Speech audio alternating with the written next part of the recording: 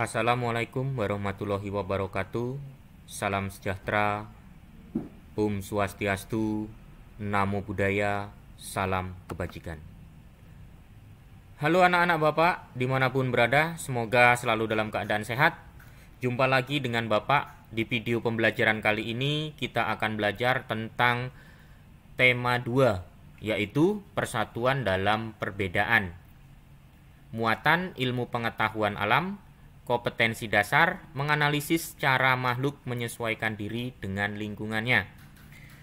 Nah, anak-anak Bapak semuanya, pada video ini kita akan belajar tentang adaptasi. Pengertian dari adaptasi adalah kemampuan makhluk hidup untuk menyesuaikan diri terhadap lingkungan. Kemudian, tujuan makhluk hidup melakukan adaptasi antara lain untuk melindungi diri dari musuh atau pemangsa, untuk memperoleh makan, dan untuk bertahan hidup.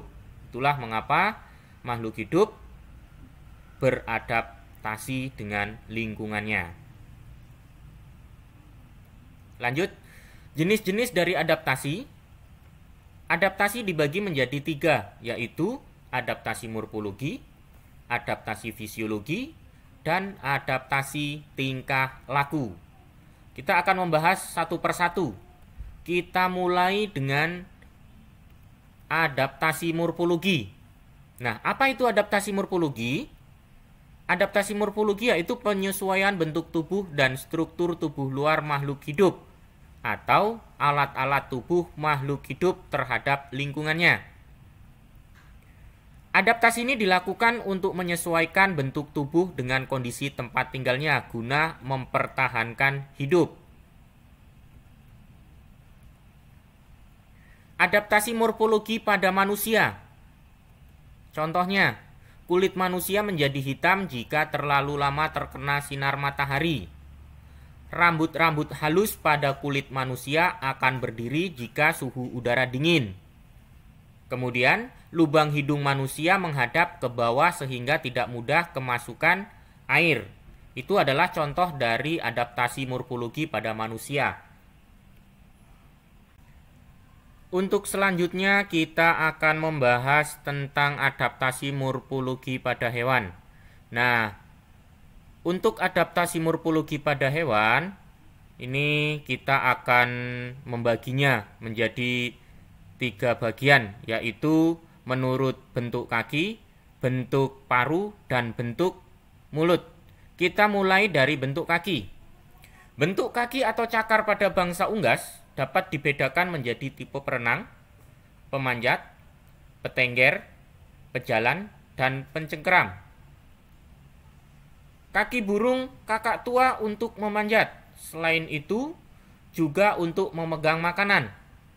Kaki ayam untuk mengais tanah saat mencari makan. Burung elang mempunyai kaki kuat dan kuku tajam. Kaki ini untuk mencengkeram mangsanya. Kemudian burung pipit mempunyai kaki langsing untuk bertengger.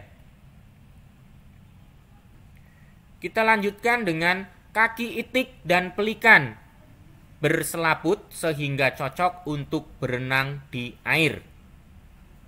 Burung pelatuk pandai memanjat karena bentuk kakinya sesuai untuk memanjat.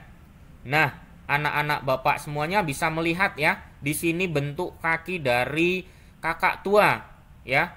Kita lihat semuanya, ini digunakan untuk memanjat dan juga untuk memegang makanan. Kemudian kaki ayam ya, ini digunakan untuk mengais makanan. Dan selanjutnya ini adalah bentuk kaki elang yang digunakan untuk mencengkeram mangsa. Kemudian kaki burung pipit ya digunakan untuk bertengger. Nah, kaki pada itik ini digunakan untuk berenang di air ya, atau berjalan di atas lumpur.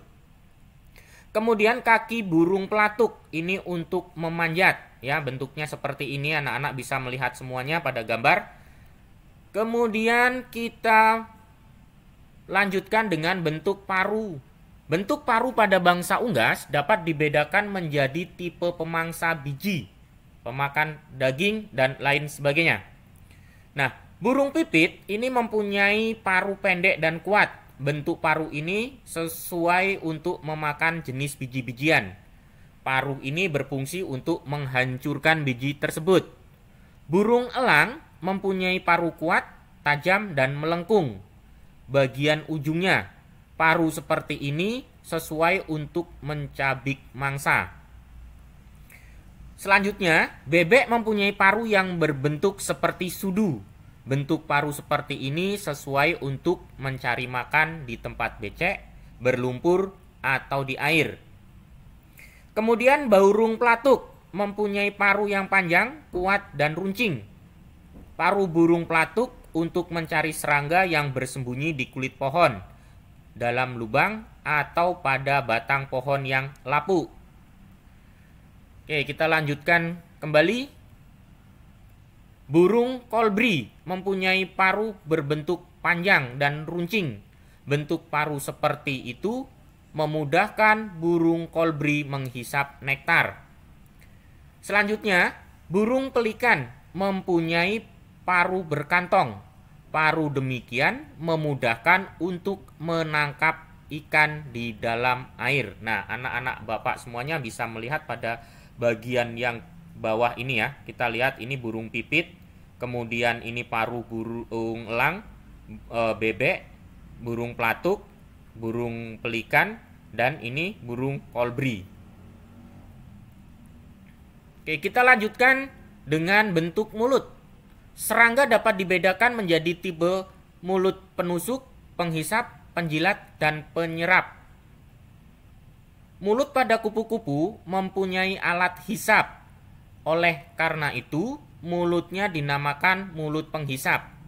Kupu-kupu menggunakan mulut ini untuk menghisap sari madu atau nektar pada bunga. Bentuk alat penghisap ini menyerupai belalai yang dapat digulung dan dijulurkan. Kemudian, nyamuk mempunyai bentuk mulut penusuk dan penghisap. Mulut ini dapat menghisap makanan berupa darah manusia atau hewan. Mulut nyamuk berbentuk tabung, panjang, dan tajam atau runcing. Bentuk mulut seperti ini untuk menusuk kulit manusia atau hewan. Selanjutnya, belalang dan jangkrik mempunyai mulut penggigit dan pengunyah. Mulut ini mempunyai gigi-gigi kecil untuk mengunyah makanan berupa daun. Dan yang terakhir, lalat mempunyai alat penyerap dan penjilat pada mulutnya. Alat penyerap ini mirip spons ya atau gabus ya nak.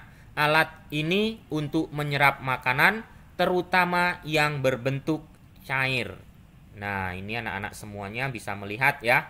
Di sini belalang atau jangkrik ini bentuk mulutnya ini pengunyah ya. Kemudian ini bentuk mulut dari kupu ya, penghisap.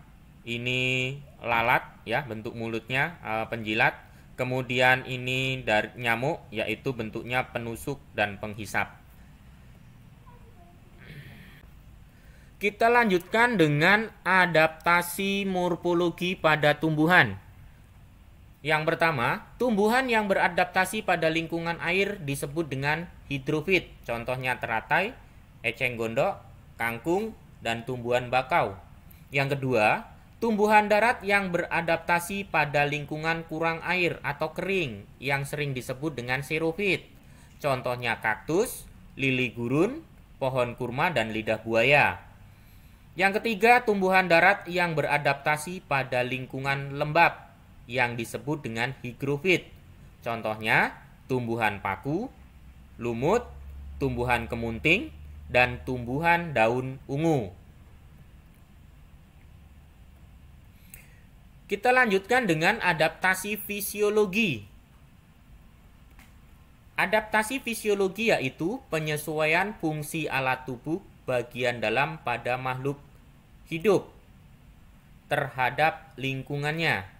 Adaptasi ini menyangkut fungsi organ tubuh makhluk hidup serta melibatkan zat-zat tertentu untuk membantu proses metabolisme.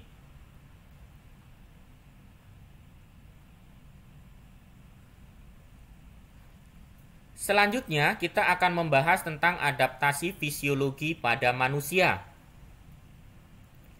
Yang pertama, tubuh manusia berkeringat ketika kepanasan.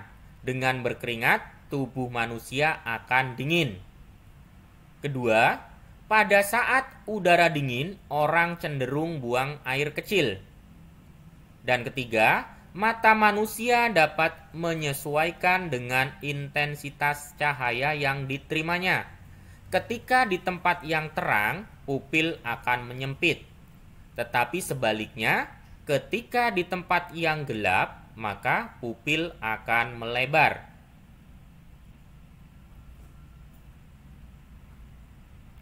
Kita lanjutkan dengan adaptasi fisiologi pada hewan. Pertama, hewan onta memiliki punuk untuk menyimpan lemak. Bentuk kakinya yang berukuran besar bermanfaat untuk membantu berjalan agar tidak terperosok ke dalam pasir. 2. Hewan mamalia yang bisa memamah biak, misalkan sapi, kambing, kerbau. Makanan hewan tersebut adalah rumput-rumputan. Di dalam saluran pencernaannya terdapat enzim selulase. Dan yang ketiga, berdasarkan jenis makanannya, hewan dapat dibedakan menjadi karnivora, yaitu pemakan daging, herbivora, pemakan tumbuhan, serta omnivora, pemakan daging dan tumbuhan.